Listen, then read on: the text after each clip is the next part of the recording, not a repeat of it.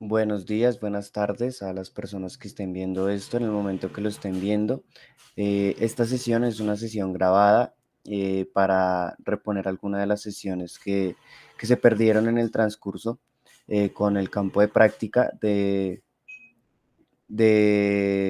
la Corporación Administrativa de Barú, de Playa Blanca, Barú. Esto En esta sesión vamos a intentar trabajar uno de los aspectos que rodea a las problemáticas laborales en la zona. Sí, digamos que hay varias problemáticas laborales en las que se encuentra, por ejemplo, la sobrepoblación de vendedores y vendedoras, o por ejemplo, de masajistas u otras actividades económicas de la zona, porque no hay una regulación para que los nativos y nativas de esta zona pues tengan prioridad en este tipo de actividad económica. Por otro lado, que es en donde nos vamos a centrar en la sesión del día de hoy, es en los derechos laborales que tienen los trabajadores y trabajadoras, pues para las empresas a las que tienen que emplearse, ya que no ven otra salida, ¿no? Entonces, digamos que hemos hablado de ciertas agencias que están ahí en la zona y están explotando la zona. Eh, digamos que estas agencias de turismo y de hotelería también rodean ciertas otras problemáticas como el ambiente, no hay un cuidado del medio ambiente, no hay un manejo de residuos y de basuras. eh, digamos que tampoco hay una preocupación real por los nativos y nativas que están trabajando allá, simplemente los explotan muchas veces. Y entonces es como también empezar a organizarse y a generar una capacitación constante con los trabajadores y trabajadoras de estas empresas. Digamos que también eh, hay nativos y nativas que tienen que entrar a estas empresas porque no hay otra salida que provea una estabilidad económica en la zona, ¿sí? Entonces, de cierta forma, ellos aprovechan, las agencias aprovechan estas situaciones en las que se enfrentan los nativos y nativas de la zona todos los días, pues para, por ejemplo, hacer que los almuerzos sean mucho más baratos, o sea, comprar almuerzos más baratos y revenderlos más caros, o pagar de manera denigrante, o no pagar un servicio de salud, o no pagar una pensión. Entonces, digamos que hay ciertos requerimientos que deben cumplir estas empresas, estas agencias de hotelería, pues para que puedan seguir en la zona, porque si no, lo más correcto es que se empiecen a gestionar procesos con los ministerios correspondientes y las secretarías correspondientes y la alcaldía de Cartagena para que ellos no puedan seguir estando en esta constante explotación del territorio, y no solo del territorio, sino de sus habitantes. Entonces, para esto tengo preparado un video donde hay unas obligaciones, es un abogado que explica ciertas obligaciones que deben tener eh, los empleadores a la hora pues de emplear. Esto no es un video solo para los empleadores que lo quieran ver, sino también un video pues para que las personas que van a ser empleadas o las personas que quieren acoger esta población trabajadora las capaciten y les digan que hay ciertos requerimientos que tienen que exigir a la hora de emplear, porque es que es un derecho, son derechos que se han luchado durante muchísimos años. Y no solo eso, también son ciertos requerimientos legales que si no cumplen con ellos, pues pueden tener una repercusión a la hora de llevarlo a un juzgado, por ejemplo. Entonces, vamos a compartir pantalla.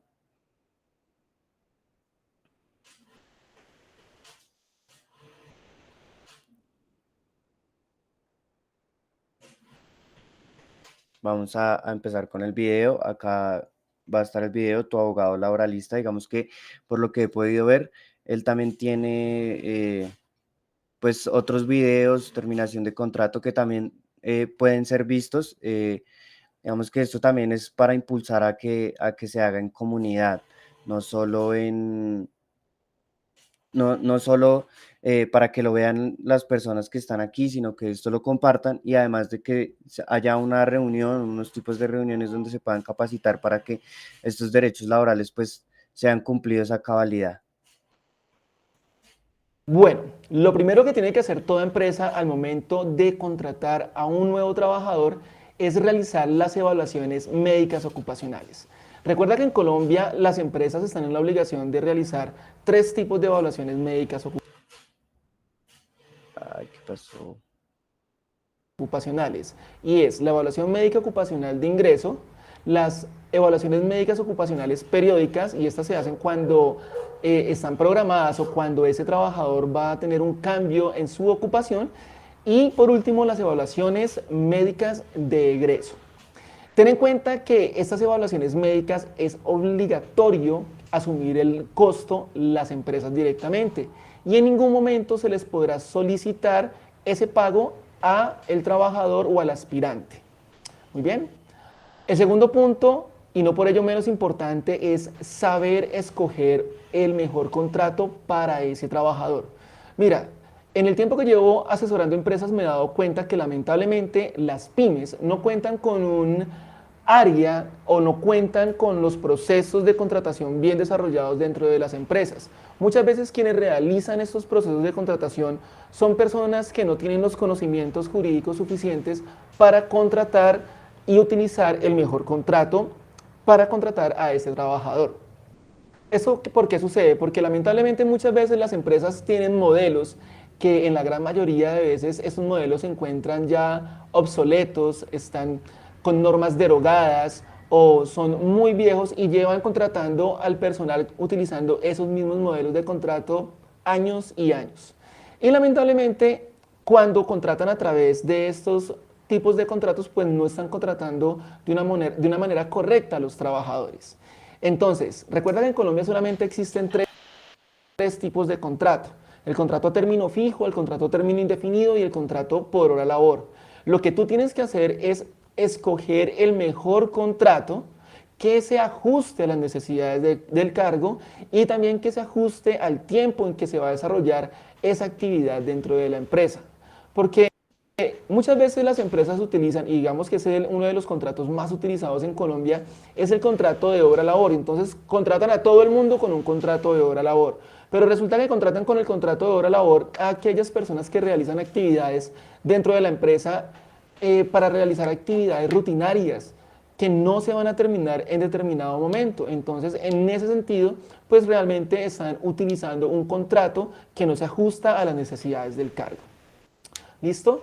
Ahora bien, ten en cuenta que como empresa estás en obligación de siempre entregar una copia del contrato al trabajador. Evítate problemas. Si tú estás contratando de una manera correcta, entonces entrega la copia del contrato para que más adelante no te estén interponiendo derechos de petición y que de pronto se te olvide responder ese derecho de petición y después te estén interponiendo acciones de tutela por no haber respondido ese derecho de petición. Otro de los puntos indispensables al momento en que vamos a contratar a un nuevo trabajador es realizar la afiliación al sistema de seguridad social integral, es decir, afiliarlo a salud, pensiones y riesgos laborales. Entonces, recuerda que en Colombia existe la libre escogencia tanto de EPS como de fondos de pensiones. Tú no puedes obligar a tu trabajador a que se afilie o a que se traslade de EPS porque tengas algún convenio con alguna EPS en tu empresa, ¿listo? Y mucho menos puedes hacerlo con el fondo de pensiones. Recuerda que el trabajador está en la libertad de afiliarse tanto a Colpensiones como a los fondos privados. Muy bien, pero sí puedes escoger, obviamente, estás en la obligación, no de escoger, sino de afiliar a ese trabajador a la ARL con la cual tú hayas contratado los servicios. Y que no se te olvide que la ARL empieza a cubrir los riesgos a partir de las 24 horas de que se ha realizado la afiliación. Entonces, ¿qué te recomiendo? Afilia primero a la ARL y cita a trabajar a ese nuevo trabajador pasadas 24 horas, ¿ok? Porque puede suceder que lo cites a trabajar inmediatamente, haya firmado el contrato, no hayan pasado las 24 horas, ese trabajador sufra un accidente de trabajo lamentablemente y será a ti a quien te corresponda pagar tanto las incapacidades de ese trabajador y Dios no lo quiera hasta las pensiones de invalidez a que haya lugar. Si en tu empresa no cuentan con los servicios de un abogado especialista en derecho laboral que te pueda asesorar en cada uno de estos temas y en todos los temas que van surgiendo en el día a día de las relaciones laborales entre la empresa y los trabajadores, te invito a que contrates mis servicios. Recuerda que ofrezco servicios tanto para empresas como para particulares 100% en línea, así que no tendrás por qué dirigirte hasta la oficina de un abogado y te brindaré una asesoría permanente, pero sobre todo, y lo más importante, especializada en derecho laboral y seguridad social. Así que si estás interesado, llama ya al número que aparece en pantalla. Otro punto muy importante que tienes que cumplir al momento de contratar a un nuevo trabajador es darle a conocer el reglamento interno de trabajo. Y mira que muchas veces las empresas omiten este paso tan importante. Y yo te recomiendo que si tú tienes un reglamento interno de trabajo que no sea tan extenso, pues hombre, junto al contrato, a la copia del contrato que le vas a dar a ese trabajador, de una vez entrégale una copia del reglamento interno de trabajo. Y si ya es muy extenso el reglamento interno de trabajo que tienes en tu empresa, entonces envíaselo al correo personal, envíaselo también al correo corporativo que le vas a crear a ese trabajador, pero sobre todo que haya un acuso de recibo, es decir, que haya una constancia de que ese trabajador recibió por parte de la empresa ese reglamento interno de trabajo. Recuerda que el reglamento interno de trabajo hace parte integral del contrato de trabajo, así que cuando un trabajador firma el contrato de trabajo, a su vez está aceptando todas las condiciones que se encuentran establecidas dentro del reglamento interno de trabajo. Es muy importante que tu empresa tenga una carpeta por cada trabajador que hayas contratado. En esta carpeta tú deberás guardar toda la información de ese trabajador, comenzando desde la hoja de vida, los exámenes ocupacionales, preocupacionales o postocupacionales, certificaciones bancarias, memorandos, incapacidades laborales y en fin, todos los archivos documentales que tengas de cada uno de tus trabajadores. Bueno, vamos a dejar de compartir acá. Como ya vimos, pues esto es más dirigido a empleadores que a empleados, pero como pudimos ver, hay ciertos vacíos, ¿no? Entonces, por ejemplo, ahorita que está muy de moda el contrato por prestación de servicios y además de eso le suman un horario. El contrato por prestación de servicios no puede imponer un horario, por ejemplo. Entonces, ¿cómo utilizamos esos vacíos a favor? Pues para que haya una correcta validación pues de esos derechos por parte de las empresas, pues porque son cosas que hay que luchar. Las empresas puede que sí generen trabajos, pero no están preocupados por la población, sino por la ganancia que genera esa población, ¿no? Esa población obrera. Eh, por otro lado, digamos que no es necesario acudir a este tipo de asesorías por parte de abogados que probablemente cobren, sino pues hay líderes sindicales en todo el país que hacen capacitaciones gratuitas o que o no tan costosas, pues porque saben que está dirigido pues a la población, a la población obrera, a los sectores populares, y que pues normalmente lo están haciendo con el ideal pues de generar organizaciones sindicales que me interesaría saber si más adelante, si la hay, una organización sindical que es muy necesaria porque hay que tener en cuenta siempre y estar capacitándose en esos derechos que están en constante lucha por parte de los obreros y las obreras, ¿no? Entonces, eh, digamos que esto también es para que se impulse dentro del mismo sector de Playa Blanca, organizaciones sindicales que acudan a estar incomodando a estas empresas que solo quieren explotar la población pues para generar una ganancia económica sin devolverle nada al territorio ni a la población. Como ya lo hemos visto en las sesiones pasadas, estas empresas se dedican normalmente a explotar el territorio sin ningún tipo pues de cuidado al mismo territorio ni a la población que está en el mismo territorio. Entonces, digamos que esto también es un proceso identitario con el territorio, un proceso en el que se busca que se le devuelva algo a la población y se busca que se le devuelva algo también al territorio. Digamos que desde estas mismas organizaciones sindicales, procesos, ya sea sindicales, comunitarios o populares, pues se empiecen a gestar ciertos tipos de luchas en los que se reconozca, por ejemplo, que hay que generar un manejo correcto de los residuos, ¿sí? Por ejemplo, o un manejo correcto de las artesanías y de estos productos que son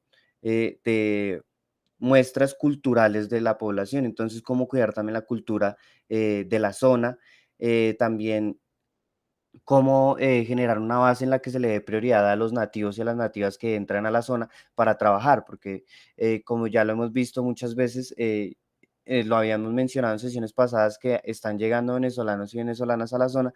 Vemos que esto no es un problema en la medida de que ellos pues también vienen de una crisis económica en su país y están buscando cómo subsistir, ¿no? Cómo sobrevivir. Eh, no es culpa de ellos si aceptan contratos en los que los más beneficiados pues son las empresas, porque ellos pues eh, muchas veces se ve que pues son empleados por menos o a veces muchísimo menos dinero que una persona colombiana, ¿no? Porque digamos que hay ciertos derechos que ellos desconocen o que no hacen reconocer, pues porque están en un proceso de sobrevivencia. Entonces, como también reconocer que eso no es un problema que venga de los venezolanos o de los extranjeros y extranjeras que lleguen, sino es un problema de las empresas. O sea, el hecho de que alguien reciba un sueldo más bajo porque no puede buscar otro trabajo o no ha podido encontrar otro trabajo, eh, no significa que las empresas accedan a eso. Ellos no acceden a eso porque eh, pobrecito o demás, sino porque quieren generar más ingresos para las empresas. Entonces, como también poner la mano firme ahí porque es un territorio que es de ustedes y hay que abordarlo desde la identidad y el sentido de pertenencia. eh, pues para que también se empiecen a acomodar estas agencias a los criterios que tenga la población sobre su propio territorio, porque es su territorio y además hay que darle otro enfoque y es que es un territorio étnico y es un territorio protegido. Digamos que la gestión ya se está llevando por parte de ecoparques, de los parques naturales nacionales, por el Ministerio de Ambiente. Es una buena entrada, también las secretarías correspondientes de las alcaldías. El Ministerio de Interior y demás, cómo empezar a organizar esto y darle un vuelco total a cómo estas agencias ven el territorio y ven la población de este territorio. Entonces, también es un impulso a que hayan más procesos sindicales dentro de la misma zona y que a partir de estos procesos sindicales o al revés, a partir de procesos populares y comunitarios de educación, en los que se promuevan líderes y lideresas, en los que las personas que vean esto, que ya han ejercido, por ejemplo, Rafael Pacheco o Dalberto, o el mismo Gilson Altamar, eh, como líderes y lideresas que tengan a su alrededor, también empiecen a construir nuevos procesos de liderazgo, ¿sí? Donde nuevas poblaciones, nuevas generaciones también se apropien de esto que es el liderar procesos, ya sean comunitarios, populares o sindicales, pero que son necesarios, ¿sí? O sea, son necesarios porque solventan de cierta manera esos problemas a los que el Estado no le presta atención, ¿sí? El Estado asúmase como un órgano en el que pues está el gobierno, ¿no? O sea, digamos que es más un problema de gobierno, de gobernanza y de procesos de gestión de la economía, donde van ciertos recursos, los procesos de gestión de recursos para ciertas poblaciones, para ciertos territorios que tienen muchísima más entrada de recursos y hay poblaciones que lo necesitan mucho más, como son estos procesos en la costa, como por ejemplo puede ser la Guajira, en donde la corrupción estatal y de gobierno, pues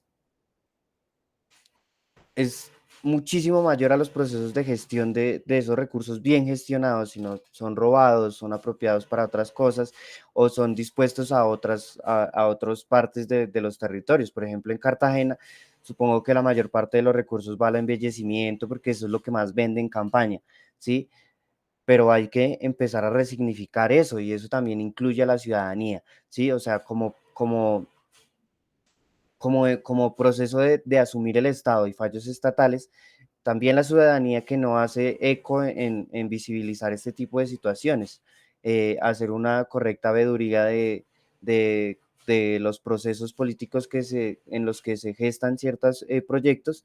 Digamos que ustedes ya han ido apropiando este sistema de proyectos desde las alcaldías y desde los distritos, digamos que seguir gestando desde ahí, pero no dejar de lado la base popular.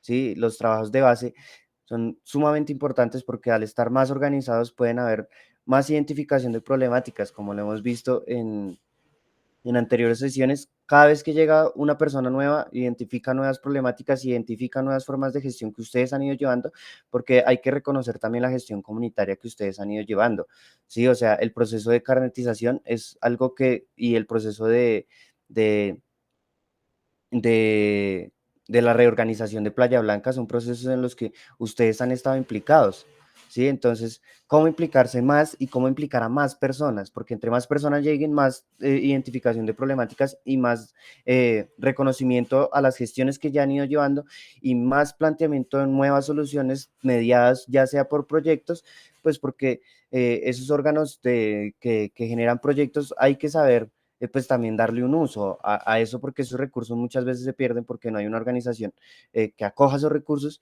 y pues es que nadie nos dice, vea, aquí están estos recursos, porque si nadie coge esos recursos, pues ya saben para dónde van, ¿no? Van para ciertos bolsillos de ciertas élites políticas, pues que se apropian de esos y de esos recursos y los ponen, dicen que hicieron algo con esos recursos que en realidad nunca hicieron pues no hay una veeduría ciudadana ni tampoco los órganos de justicia pues están al tanto y tampoco se preocupan mucho por el uso correcto de esos recursos. Entonces, también es una invitación a que hayan capacitaciones laborales, sindicales, que reconozcan esos derechos pues que ya están ahí, ¿sí? Que ya han sido luchados pues que tenemos que apropiar, ¿sí?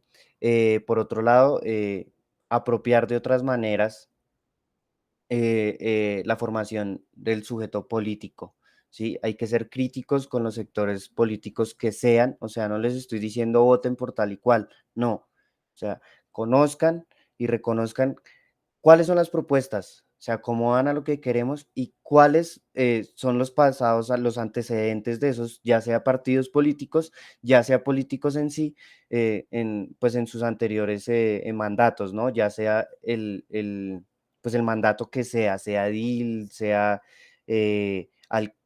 alcalde o alcaldesa, ¿sí? Entonces, ¿cómo también reconocer esos puestos y también producir desde las mismas bases populares nuevos líderes y lideresas políticos de, y políticas pues de la zona y que peleen por esa zona, porque es que el problema muchas veces es que la política se centra en una élite, en que de ahí no sale, ¿sí? De ciertas familias, eso se replica en todo el país y en todo el continente, ¿sí? Y se puede replicar en todo el hemisferio sur y todo el hemisferio norte, porque son prácticas que ya son consolidadas, son hegemónicas, eh, de formas de hacer política, ¿sí? Y eso también tiene una carga discursiva ideológica muy fuerte. Entonces hay que empezar a desconstruir esas formas y que la política está allá, ahí en una esfera. No, hay que entrar en esas esferas, hay que penetrar esas esferas y hay que producir líderes y lideresas que luchen por los territorios y luchen por las bases populares que muchas veces son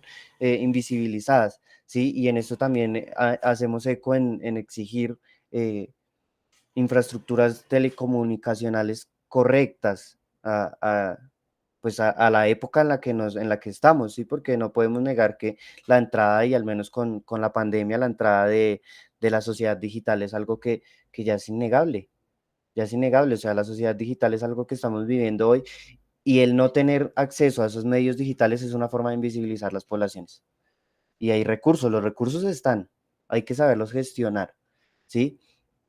Por otro lado, desde los mismos procesos sindicales, populares y comunitarios que se puedan gestar en,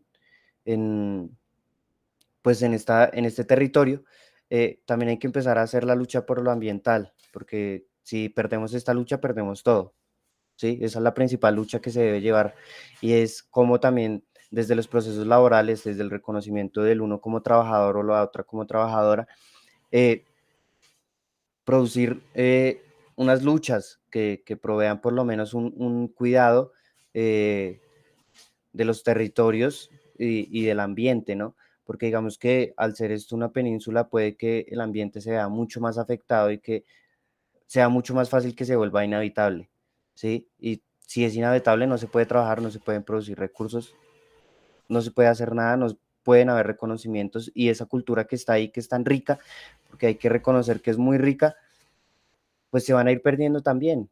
Entonces es como trabajar desde la identidad, desde el territorio, desde la etnicidad misma, desde la afrocolombianidad, desde la afrodescendencia, en reconocer estos procesos y que son procesos que siguen siendo discriminatorios, ¿sí?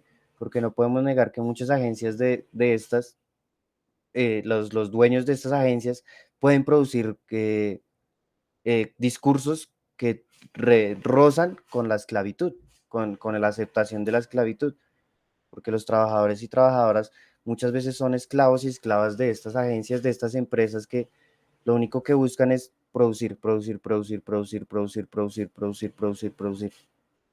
Entonces, ¿cómo también empezar a resignificar esas formas de nueva esclavitud y de colonialidad que hay?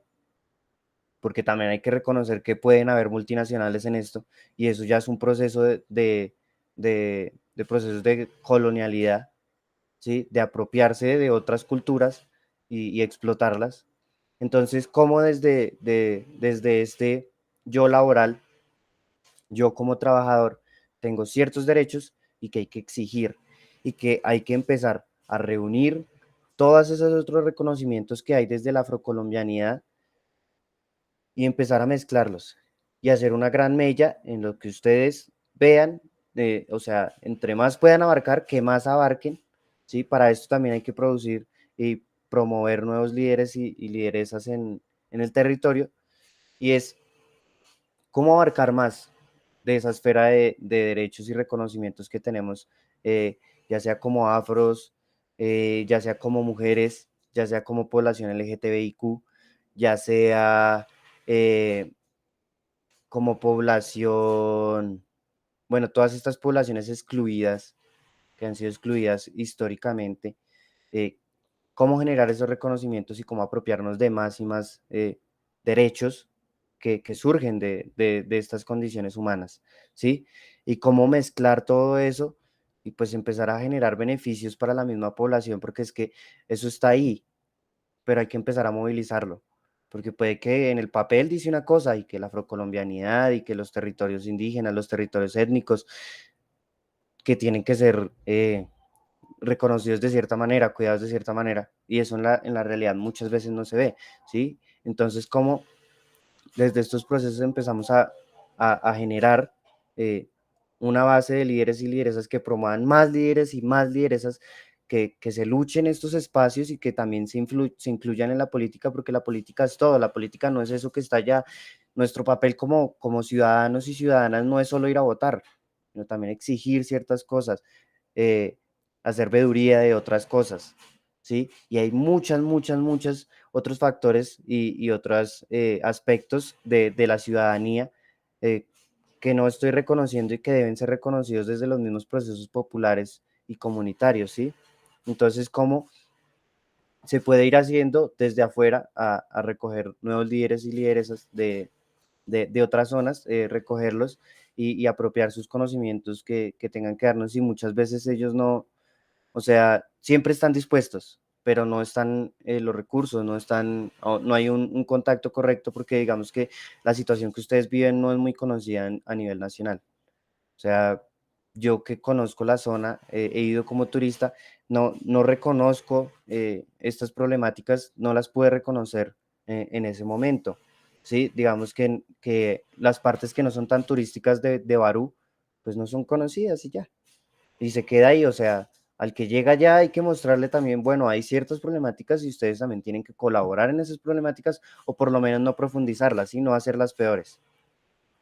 Entonces es todo ese reconocimiento y empezar a trabajar desde el territorio y desde la identidad, ¿sí? y pues vamos a ver si podemos incluir textos sobre que hablen del territorio, del reconocimiento del territorio y cómo el territorio tiene una relación dialógica con la construcción de identidades, ¿sí? Porque uno se identifica con el territorio y eso también, pues hay que reforzarlo porque muchas veces esa identidad con el territorio se va perdiendo, porque está muy manoseado. La idea es no dejar que se manosee tanto, la idea es luchar porque de verdad se reconozca lo que merece la población, reconocer, seguir en esos procesos de investigación que ya han llevado a cosas bacanas como el reconocer cuáles son las actividades económicas eh, más populares de Barú y por lo menos que rodean a Playa Blanca. Todos esos procesos son muy valiosos y hay que seguirlos gestando. Hay que reconocer también que hay líderes y lideresas en la zona, pero que no, digamos que no tienen un amplio abordaje porque no hay gente que le interese esto, es como captar esas poblaciones jóvenes que, como lo diría Salvador Allende, no ser revolucionarias es una contradicción hasta biológica, o sea, son poblaciones que están en constante movimiento, en constante choque, y eso no está mal, o sea, el debate con los otros sectores, ya sea ideológicos, políticos o de reconocimiento, no está mal. Siempre hay que debatir porque de ahí surgen nuevos conocimientos, ¿sí? Hay que discutir con las juventudes, hay que observar sus puntos de vista y también hacerles críticas a sus puntos de vista, ya sea desde la propia experiencia y también reconocer, ser autocríticos con los procesos en los que nosotros estamos día a día, pues ya sea de veteranos en la zona y pues de conocer con más profundidad cómo ha sido este cambio histórico en la zona. También me gustaría hacer mención en reconocer los derechos de las poblaciones mayores, en que hay que luchar porque ellos y ellas tengan unas pensiones que les permitan, pues, por lo menos dejar de trabajar, si lo hacen por sobrevivir, ¿no? Porque digamos que tampoco se le puede negar el derecho al trabajo a alguien que lo quiera hacer, ¿sí? Si hay alguien de 75, 80 años que quiere trabajar porque le gusta trabajar, pues hay que dejarlo que trabaje, ¿sí? Pero también hay que reconocer que muchas veces lo hacen eh, por mera sobrevivencia, entonces también como gestar eh, ciertos procesos en los que se les reconozca como población, pues que es más vulnerable y que necesitan, por lo menos ya sea por medio de pues de pagos desde el Estado para que ellos dejen de trabajar porque no están en condiciones para hacerlo, ¿sí? También promover que las juventudes pues, que quieran trabajar, pues bueno, digamos que no estamos en condiciones para decir quién debe y quién no debe trabajar, pero también producir ciertas sensibilizaciones en las que se reconozca que la niñez y la juventud son procesos para generar un desarrollo cognitivo y por lo menos pues centrarse en ya sea en ejercer una profesión o en ejercer un trabajo, pero pues que lo hagan a conciencia y que tengan a su disponibilidad todas las condiciones económicas para que puedan decidir, porque ese es el problema, o sea, no la imposición, ¿sí? No la imposición de que no hay medios económicos para poder estudiar, entonces no se puede estudiar y ya, sino también como que se pueda decidir eh, de manera consciente que, qué quiero hacer con mi vida, ¿sí? Reconocer esos procesos de desarrollo cognitivo en los que, pues que hay que luchar también, ¿no? O sea, eh, digamos que las juventudes y las niñeces eh, deberían ser un poco más cuidados, pero no estamos en un país que le interese tanto eso, ¿sí? Porque también estamos hablando de un alto porcentaje de trabajo informal y una muy grande porcentaje de desempleo en el país. Entonces son luchas que hay que llevar eh, y que hay que capacitarse. Para ser líder o lideresa social hay que capacitarse constantemente eh, y también ejercer esas luchas, ¿sí? Ejercer esas luchas y la capacitación constante, el reconocer los contextos concretos, el reconocer los trabajos académicos como lo fue Paulo Freire, esos procesos de alfabetización que hoy también hacen mella y son necesarios en otros contextos. eh, Hay que empezar a reconocerlos, ¿sí? Cómo apropiar los conocimientos académicos y aterrizarlos en nuestras realidades concretas. Eh, Entonces, con esto me despido. Espero que haya sido una charla para su provecho, que puedan reconocer también otras cosas y otras luchas que hay que dar. Y espero que todos se encuentren muy bien allá en Playa Blanca, Barú, y que a un futuro que no sea muy lejano, dar ciertas luchas que den sus frutos y que puedan para toda la población generar pues una riqueza, no solo en lo económico, sino una riqueza ambiental, una riqueza eh, cultural para mostrar, ¿no? Y también una riqueza política en la que estemos más implicados pues en los espacios políticos de disputa política que hay que también llevar a cabo. Sí, hay que sacar esa política de la esfera en la que se encuentra.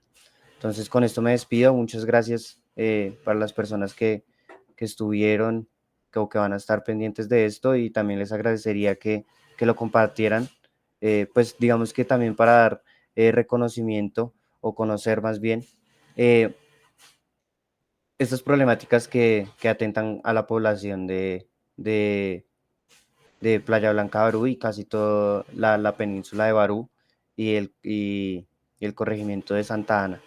Entonces, que se comparta ampliamente, no solo en Playa Blanca, Barú, las personas allegadas a este lugar, sino también en todo Colombia, pues para darle también un cierto reconocimiento a estas problemáticas que son bastantes y que el Estado y nosotros como ciudadanía y el gobierno como órgano regulador y también de gestión de recursos, que no ha volteado a mirar estas poblaciones y la ciudadanía tampoco ha hecho un llamado de atención a esto.